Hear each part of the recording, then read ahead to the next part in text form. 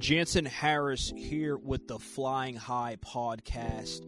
This is sponsored by and presented by the Jessica Network, Your Future Media, the GGC Game Room, Yah Sox, Got Skills Pro, Birds of Prey Facebook group. We're here talking about Frank Darby. Let's go over Frank Darby's history. First of all, Frank Darby, he is from the north, New Jersey, Jersey City. He's 6 foot tall, born September 8th, 1997, 23 years old. 6'1", 201 pounds, went to Arizona State. What's great about him going to Arizona State, that N'Keal Harry and Brandon Ayuk, both first-round draft picks. He's the third consecutive Sun Devil receiver to be drafted. In 2020, he caught 6 passes, 46 yards, a touchdown, 3 games. He was limited due to injury. Some people thought he fell due to injury. Now, he redshirted, if you go back a little bit, redshirted his true freshman season, finished his redshirt sophomore season, 21 catches, 421 yards, 2 touchdowns.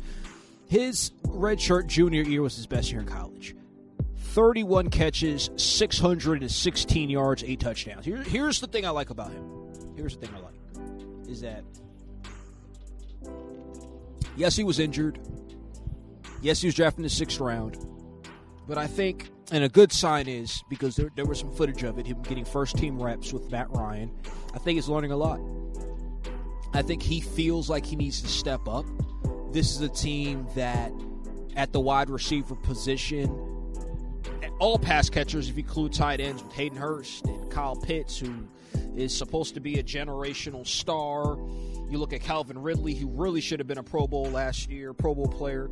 He's, to me, a legit number 1 receiver if he could stay healthy. Julio Jones leaving. Russell Gage, pretty good. Some people think 1,000-yard season. I think that's a little bit cap. But when I look at the opportunity that Frank Darby could have, and I think he has pretty good hands, and he's looked good so far in the training, is that Frank Darby should get some opportunities. I think Frank Darby is a type of player. I'm not sitting here saying he's a number 2 receiver, but I would not be surprised if Arthur Smith uses Frank Darby a lot this year. The concern with Frank Darby is going to be this. You got to stay healthy. If he could stay healthy, I think he finds some playing time. Arizona State now producing some of these wide receivers. It's starting to become a little bit a mini wide receiver U. That's what it's becoming. So I think if Frank Darby could stay healthy, he could continue to work with these guys, continue to be really good, and learn and soak up everything from Arthur Smith's new offense that's being installed, then the Falcons should get a good player on their hands.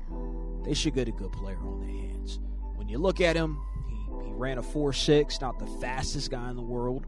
I liked his 10-yard split. It was a 2nd and 59. His 20-yard split was 261.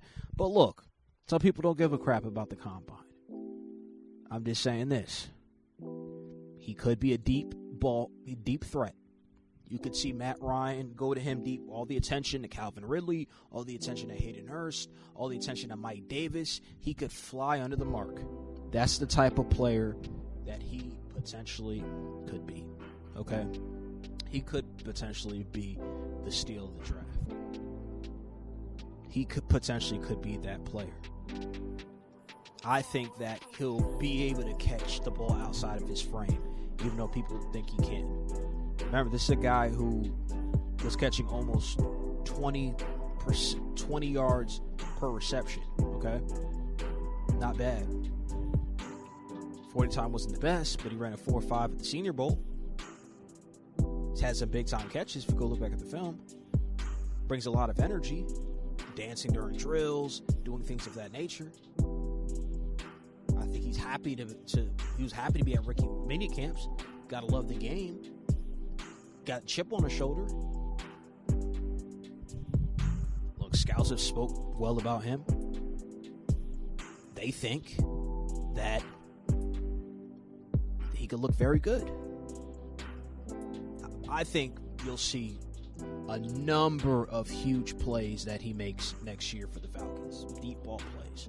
Would not be surprised to get you 5 or 6 touchdown catches. If Matt Ryan gives you some time, Frank Darby could be that deep